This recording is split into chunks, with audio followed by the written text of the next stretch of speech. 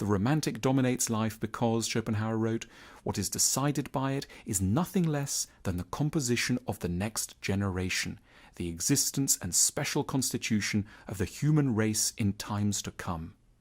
Of course, we rarely think of future children when we're asking someone out on a date, but in Schopenhauer's view, this is simply because the intellect remains much excluded from the real resolutions and secret decisions of its own will. Why should such deception be necessary? Because for Schopenhauer, we would never reliably to reproduce unless we had first, quite literally, lost our minds. This was a man deeply opposed to the boredom, routine, expense, and sheer sacrifice of having children. Furthermore, Schopenhauer argued that most of the time, if our intellect were properly in charge of choosing who we could fall in love with, we would pick very different people to the ones we actually end up with. But we're ultimately driven to fall in love not with anyone we'll just get on with well, but with people whom the will to life recognizes as ideal partners for the project of producing what Schopenhauer bluntly called balanced children. All of us are a little bit unbalanced ourselves, he thought. We're a bit too masculine or too feminine, too tall or too short, too rational or too impulsive. If such imbalances were allowed to persist or were aggravated in the next generation, the human race would, within a short time, sink into oddity.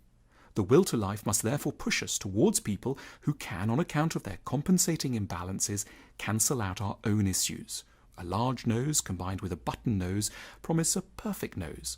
He argued that short people often fall in love with tall people and more feminine men with more assertive and masculine women. Unfortunately, this theory of balancing attraction led Schopenhauer to a very bleak conclusion, namely that a person who is highly suitable for producing a balanced child with is almost never, though we can't realize it at the time because we've been blindfolded by the will to life, very suitable for us.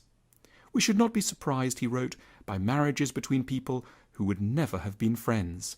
Love casts itself on people who, apart from sex, would be hateful, contemptible, and even abhorrent to us. The will to life's ability to further its own ends rather than our happiness may, Schopenhauer implied, be sensed with particular clarity in that rather scary, lonely moment just after orgasm.